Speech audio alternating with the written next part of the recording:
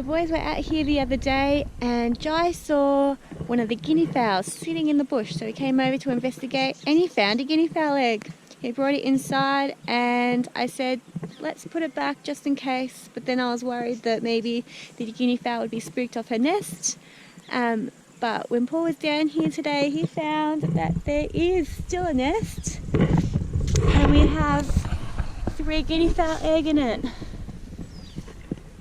These little eggs, how cute are they? This one's still warm, unless it's just warm from the sun. It feels warm. So we're going to leave it here, and we always lock them up at night and we keep our eyes on them. If they don't go into their nest, they will be taken by foxes. This is where the other guinea fowl was when it was taken by a fox, when we had first let them out many months ago. So we definitely don't want her out here nesting because she won't survive. We have too many foxes out this area for her to be nesting just in the field. So we're going to wait for her to nest and go broody, and then we're going to move her and her eggs inside the duck pen, and hopefully she will accept the new nest. We'll probably cut some of this grass and put it all around it. I'll do a little bit of research and see what Dr. Google says, but we'll create her own little nest and move her, and hopefully she'll take to it and she'll be safe and she can hatch us out some guineas. I've heard guinea fowls aren't very good mums, and to take the eggs off them a few days before they hatch and finish them off in the incubator. So I'm not entirely sure what we're going to do. I might do a little bit more research there too, because I'd love some more guinea fowl. They're great to deter snakes and eat ticks and eat bugs. We get a lot of grasshoppers out here, so if they could eliminate that for us, that would be awesome, because they can really decimate, a veggie patch or the field. And the guinea fowl are one of my favourite animals just because they're so cute and quirky, and I love the noises that they make. They free range around the house paddock, around about an acre of our land, front and back of the house. So it really is good to deter all the snakes from around the house, because we have got young kids, and I really don't want to be seeing a snake, especially by myself. I don't know if you can hear or see that, but all of a sudden the bees went crazy, and I think they're swarming and leaving the hive. So I'm not really sure what to do. We're going to go inside because they've started to try and attack us, and they're not usually like that. I'm going to go inside and do some research to why they might be swarming. I know it is time to swarm, it is spring. It was a huge hive, so they might be trying to split it, but we don't want to lose our hive. So we're just going to go inside and do some research as to what's happening, because that's just insane. I'll try and take you over there. But it's thick with bees. I don't know if you can see that. The hive is just down there, and it's thick with bees through there. It's really loud. They're going crazy. They're acting really mad. So I'm just going to pop inside where it's a bit safer with the kids, so see what happens.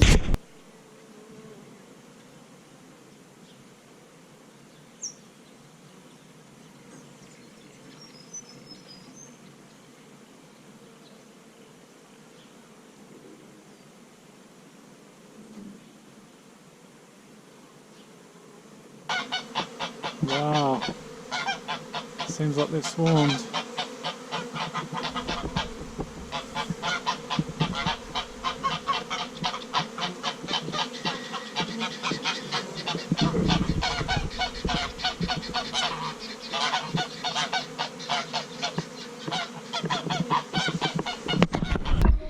So we just spoke to our beekeeper that we bought our bees off, and he did confirm that they are swarming, and he suggested that we catch the swarm before the scout bees go out and find a new home.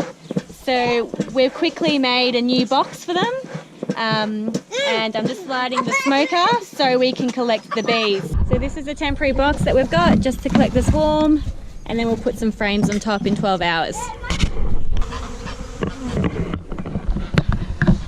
Our beekeeping mentor said that we need to cut the branches and drop them into our box that we've built, and that we'll leave them in there for 12 hours, was it, babe? 20 hours. 20 hours in there, and then we'll add some frames in before they leave, because soon they will, they're sending their scout bees out to find a new home, and once they find a new home, they're all going to disappear and build a new colony or a new hive over there. So we're going to take advantage and naturally split our hive, I suppose. And we'll have 2 hives. So hopefully next year we'll have 2 hives to harvest honey from, which is super cool. Very new and daunting for us because this is the first time we've kept bees. We've only had them for 4 weeks, maybe just a tad longer, 5 weeks. So we're all we're very new. So we're very new to this. You're going to cut or you want to hold? Oh, I do neither. I'll hold it, you cut it. Right, I'm going to pull this branch down and I'm going to hold the one you're going to cut as well, but I want you to cut between my 2 hands. Okay. I'll do the bottom one first. Yeah. Come around, maybe come around this side of me. I think I'll cut those 2 there, see them? Yeah. Both at once?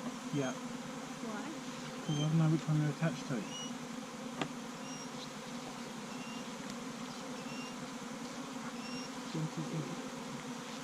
Can't do it. Get it further down in the mouth. Yeah, that's good.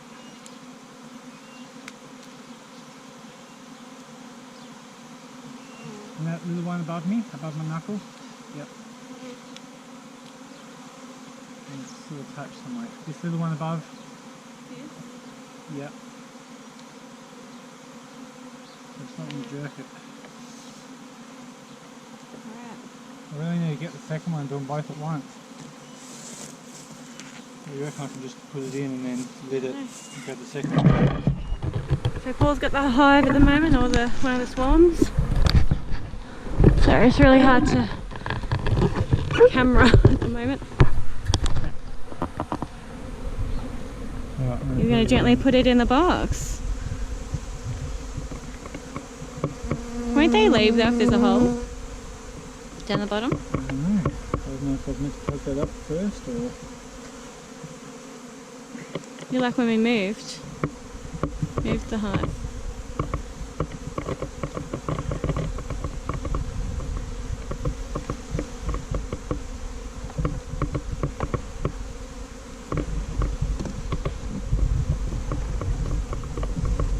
Like this one.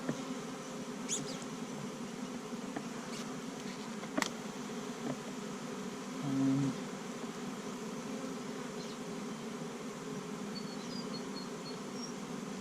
One just above it. This one here. yeah, it's huge. You can trim it, can't you? Right, go.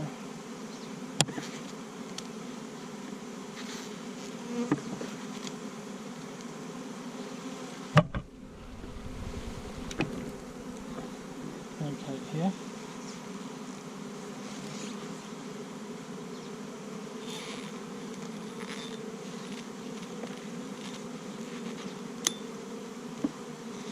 Right, can you grab that other half? Yep, yep.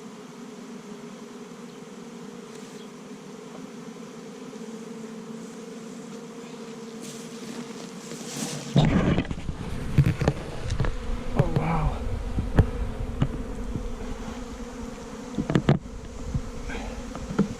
So a swarm means that your hive is really healthy. That's one thing that I learned today.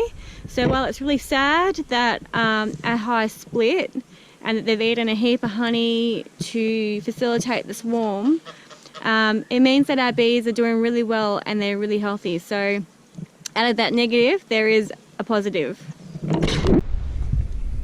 We've been doing some quick learning this afternoon. So we're about to put these frames in the brood box. Now, you're supposed to put them in a nuke box first because it's quite a small swarm, but we don't have a nuke box, so this is going to have to do. So we're just going to make sure the queen is in there. They're all starting to escape because Paul's opened it up. Hopefully they'll stick around. So sit at the front of the hive and fan it means that she's still in there. Okay. So if they sit at the front of the hive and they fan it, it means that she will still be in there. If not, they'll go swarm again where she is. Do you want to take the camera and film the front of it?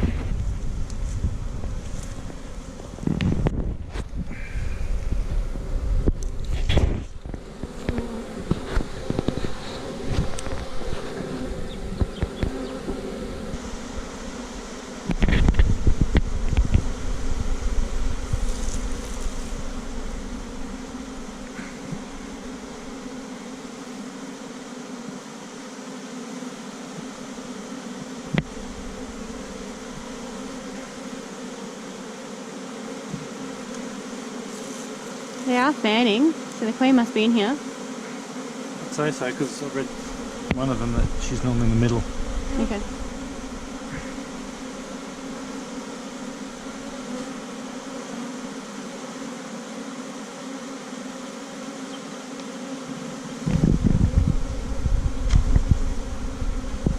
There's a brush.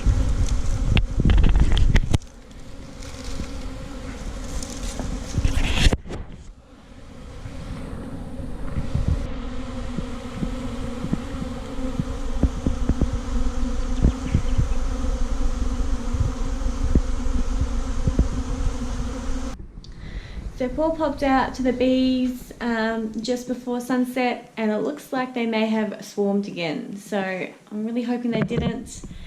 Maybe they went back to the original hive. There wouldn't have been too many bees there anyway. It was about 1,000 bees, maybe a tad more there. Out of a hive of about 40,000, it's not too bad of a loss. So I'm hoping they don't do it again. We'll be better prepared next time, and we'll do a little bit more research. But tonight we're going to pop in the eggs that I picked up. We're going to pop them in the incubator. Because it's a double-story incubator, and I've got quite a few different breeds, what I'm thinking of doing is putting 6 of each in each story. So I have 6 in the bottom story and 6 in the top story. And hopefully we'll get a really even hatch rate, and we'll get a good success rate of all the breeds. We have got the 2 quail eggs. I think I'll pop them up the top because we had the best success up the top. And I'll also put the Barnevelders up the top as well. Sorry, not the Barnevelders, the Brahmas, because we've only got 6 of those eggs. I'll pop them up the top. We had the best luck up there. Well, yes and no. We had the best luck with the Leghorns up there, but not so much with the light Sussex. When we picked up the Wyandotte eggs, the breeder there, she told us to let them settle for 24 hours because that will enable, I suppose, the eggs to rest and resettle after travelling for quite some time. So it's been 48 hours just because I didn't have time last night. I had my girlfriends over. And hopefully they're all nice and settled now. They'll be like getting them out of the coop. And hopefully we'll have a little bit of a better success rate this time round. So I'm about to pop them in. I'm going to put it on time lapse. I'm going to fill up the incubator, turn it on, and then we're going to bed because we're both exhausted. Good night, guys.